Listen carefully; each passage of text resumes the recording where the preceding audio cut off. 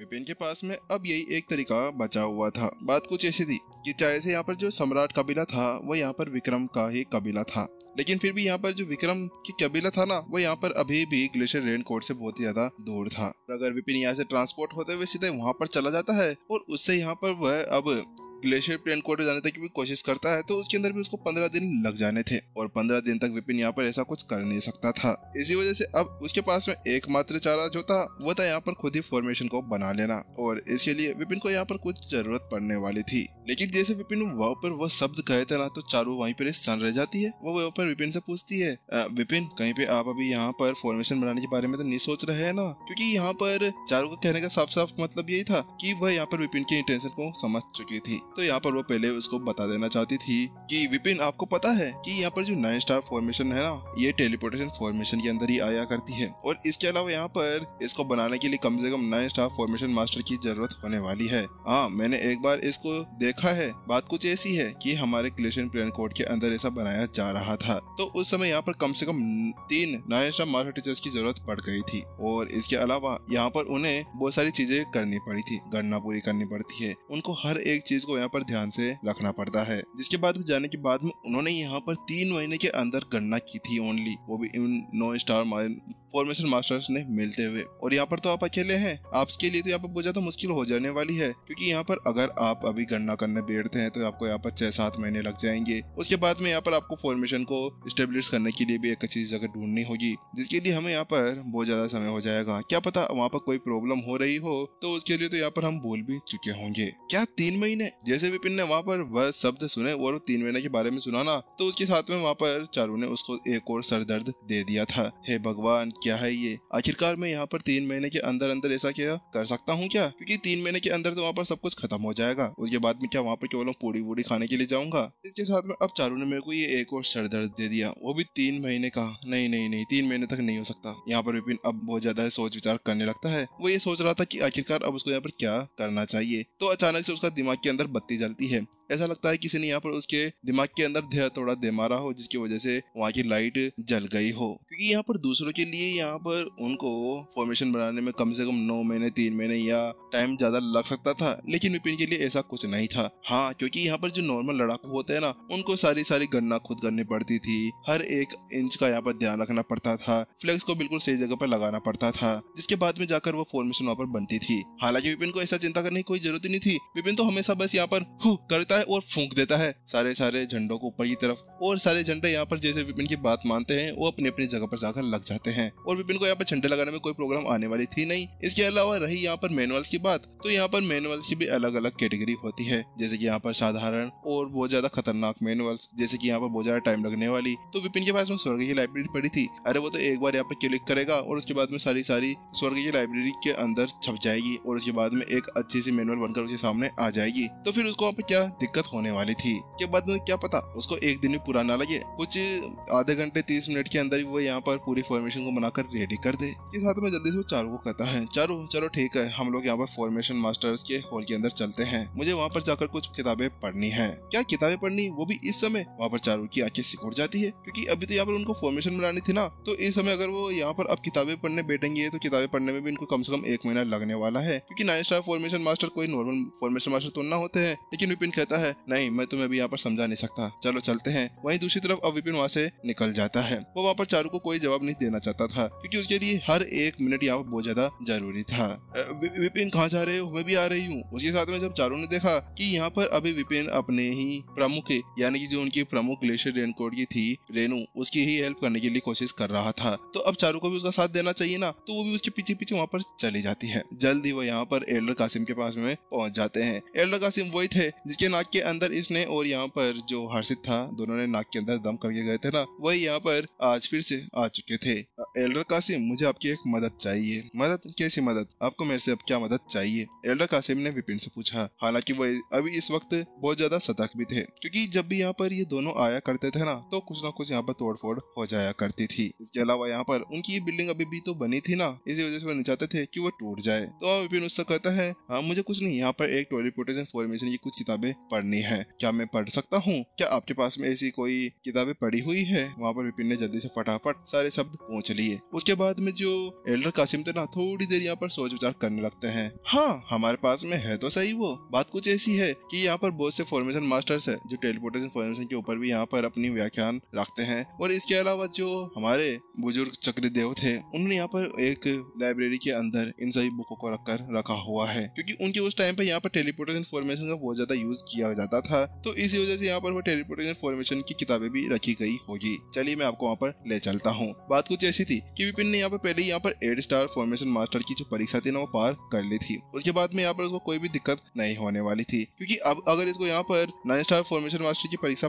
भी देनी हुई ना तो उसके लिए उसको किताबों की जरूरत पड़ सकती थी। इसी वजह से कासिम ने उसे मना नहीं किया। जल्द ही वो एक बड़ी सी लाइब्रेरी के सामने पहुंच जाते हैं। विपिन जल्दी से अंदर चला जाता है। जैसे वो अंदर जाता है तो देखता है कि वहाँ पर कई सारे लड़ाकू खड़े थे जो अलग अलग रैक के ऊपर अपनी अपनी पढ़ाई कर रहे थे। बात कुछ ऐसी थी कि फॉर्मेशन के अंदर अलग अलग जगह होती है, क्षेत्र देखना, फ्लैग्स कैसे लगाते हैं, गणना करना, इससे रिलेटेड सारी अलग अलग रैक्स वहाँ पर दिखाई दे रही थी, और सभी अलग अलग चीजों की यहाँ पर निरीक्षण कर रहे थे, ताकि जब वो यहाँ पर फॉर्मेशन बनाए तो उस समय वो एक दूसरे को यहाँ पर हेल्प कर सके।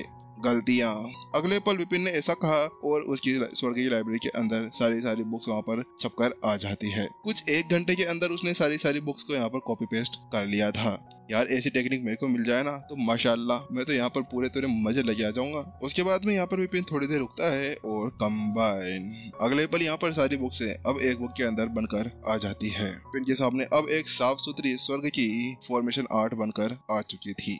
फिर अगले पल विपिन ने जल्दी से उस फॉर्मेशन के ऊपर एक टेप किया। जैसे उसने ऐसा किया उसके साथ में जल्दी से सारी जानकारी उसके शरीर के अंदर आ जाती है, और उसके साथ में उसकी आंखें वहीं पर ही चमक जाती है। हाँ, इसका मतलब ये था कि अब विपिन की जो पहुंच थी ना अब एक 9 स्टार फॉर्मेशन मास्टर तक पहुंच चुकी थी।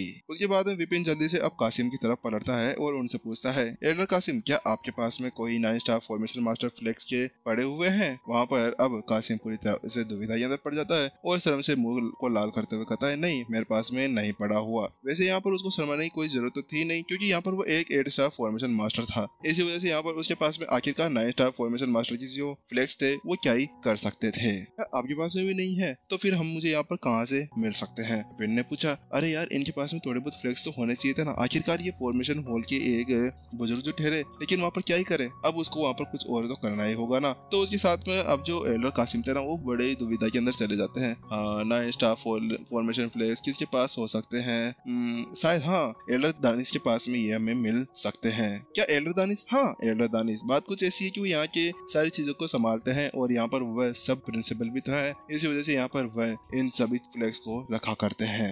अच्छा ठीक है, तो आप मुझे बता सकते हैं कि अभी वह कहाँ पर होंगे? विपिन ने पूछा। तो वहीं उसकी बात सुनने के बाद में यहाँ पर कासिम थोड़ी देर सोचते हैं और उसके बाद में कहते हैं, हाँ, कुछ समय पहले यहाँ पर वह मास्टर टीचर टावर के आसपास में गए थे, पता नहीं किस चीज का निरीक्षण करने के लिए, और उसके बाद में वह यहाँ पर सेंटम हेड हॉल के अंदर चले गए हैं शायद। वहाँ पर कासिम ने बड़ी सोच जाइए साथ में कहा, क्या सेंटम हेड हॉल? क्या आप मेरे को वहाँ पर ले सकते हैं? मुझे माफ करना, लेकिन परेशान कर रहा हूँ। हाँ ठीक है, चलो चलते हैं। उसके साथ में विपिन और काशिम और चारू वो वहाँ से बाहर निकल जाते हैं। वो अब सीधे यहाँ पर सेंटम हॉल की तरफ बढ़ रहे थे, लेकिन अचानक से ये क्या है? वहाँ पर विपिन को कुछ महसूस होता है। उसको ऐसा महसूस हो रहा था जैसे कि आसपास की हवा के अंदर कुछ परिवर्तन आ रहा हो। चक चक। अगले पल विपिन यहाँ पर जल्दी से अपनी जगह से डोज कर जाता है और भूम, अगले पल विपिन के पास में से कुछ शॉट्स स्टेशन से जाकर निकल जाते हैं। उस अटैक से बचने के बाद में विपिन अपने आसपास में देखता है, लेकिन अब अचानक से उसको वहाँ पर एक आवाज सुनाई देती है, कमीने कुत्ते, मैं तेरा खून पी जाऊंगा। जैसे वहाँ पर वो आवाज सुनाई देती है उसके अगले पल वहाँ पर वह हर्षित आ जाता है। हाँ, सही समझा, आखिरकार वो कोई और नहीं था, वह हर्षित ही था, जिसकी आंखों के अंदर अभी खून साफ साफ दिखाई दे रहा था। ऐसा लग रहा था कि आज वह विपिन का पूरा खून यहीं पर ही पी जाएगा। अरे थोड़ा बहुत छोड़ भी देना, प्रत्युषा के लिए भी छोड़ देना, बाद में वो भी तो पिएगी ना इसका खून। अबे तुम पागल हो क्या? यहाँ पर विपिन ने जैसे ही हर्षित को अपने ऊपर अटैक करते हुए देखा तो उसने जोर से चिल्लाते हुए यहाँ पर हर्षित से कहा, हाँ भाई, मैंने मान लिया कि मैं यहाँ पर तुम्हारी मदद नहीं कर सका तुम्हारी बहन के उस प्रेमी को यहाँ पर मारने के लिए, लेकिन मुझे भी यहाँ पर सैंत कबीले के अंदर कुछ काम था। अरे भाई, इसी वजह से मैं वहाँ पर गया हुआ था। अरे तेरे को क्या हो गया है? अरे पागल हर्षित, रुक जा। यहाँ पर वो दोनों अब बच्चों की तरह लड़ने लगे थे। तू मेरा दोस्त नहीं है, तू कमीना है, तूने मेरे को धोखा दिया है, तेरे को मैं मारूंगा आज। यहाँ पर हर्षित जोर से चिल्लाते हुए विपिन के पीछे हाथ धोकर पड़ जाता है और चक, अगले पल यहाँ पर एक फिस्ट सीधा विपिन की तरफ बढ़ने लगता है। हालांकि यहाँ पर जो वो फिस्ट था ना, वह अपने पीछे की जो एरिया था उसको काटते हुए आ रहा था और जहाँ से वो निकल रहा था वहाँ पर एक बड़ा सा होल क्रिएट हो चुका था। बात कुछ ऐसी थी कि जो यहाँ पर हर्षित था ना, उसने यहाँ पर शांति स्टेज 8 को पूरी तरह से अनलॉक कर लिया था। उसके बाद में वो वहाँ पर उस डायमेंशन का पूरी तरह से यूज कर सकता था और क्योंकि शांति स्टेज 8 के ऊपर आने के बाद में किसी के पास में भी यहाँ पर शांत डायमेंशन का पता चल जाता है तो उसके बाद में कोई भी वहाँ पर डायमेंशन को आराम से क्रैक कर सकता था। और वैसे यहाँ पर अभी जो शांत कबीला था ना, वो भी कोई नॉर्मल कबीला बिल्कुल भी नहीं था। आखिरकार उनके पास में पावर ही कुछ ऐसी थी डायमेंशन को क्रैक करने वाली, तो इसी वजह से उसको यहाँ पर कोई भी प्रॉब्लम नहीं हुई थी। एक सीधा वार सीधा विपिन की तरफ बढ़ रहा था। वहीं दूसरी तरफ जो विपिन था ना, अभी वो ज्यादा कमजोर था क्योंकि अभी यहाँ पर उसने जो इतना बड़ा कारनामा करा था और अपनी आत्मा को बड़ा कर लिया था ना, तो वो अभी भी उसके शरीर के साथ में पूरी तरह से जुड़ने के लिए तैयार नहीं थी। वहीं बूम, अगले पल यहाँ पर विपिन के सीने के ऊपर एक जोरदार वार होता है और विपिन एक दूर की बिल्डिंग में जाकर टकराता है और अगले ही पल उसके मुंह से यहाँ पर भर भर कर खून बाहर निकलने लगता है। अबे हर्षित पागल है क्या? क्या कर रहा है? तू मेरे को मारेगा क्या? अभी तक तुम्हें तेरी बहन से शादी करने भी तो बाकी है ना। विपिन अभी मन ही मन के अंदर ऐसे बड़बड़ा रहा था। मन तो ऐसा हो रहा था कि जाए और एक दो साले के कान के नीचे चिपका दे, लेकिन वो ऐसा कुछ करना नहीं चाह रहा था। अबे तेरे को मामा नहीं बनना है क्या? भाई मान जा, वरना तुम मामा नहीं बन पाएगा, विपिन ने वहाँ पर उससे कहा। भाई दूसरी तरफ जो हर्षित था ना, अपने मन के अंदर एक ही अलग मन मोटाव लेकर आगे बढ़ता आ रहा था। कमीने कुत्ते, तूने यहाँ पर मेरी बहन को छेड़ा। आखिरकार तू मेरी बहन के साथ में फ्लर्ट करना चाह रहा था। मैंने तेरे को अपना भाई समझा था। अरे तू मेरा यार प्यार सब बन चुका था, लेकिन फिर भी तू यहाँ पर ऐसा करेगा, मुझे बिल्कुल भी विश्वास नहीं था। मर तू, अब तू इसी काबिल का है। वहाँ पर फिर से हर्षित था ना, उसने अपने मन के अंदर यही कड़े सिक्के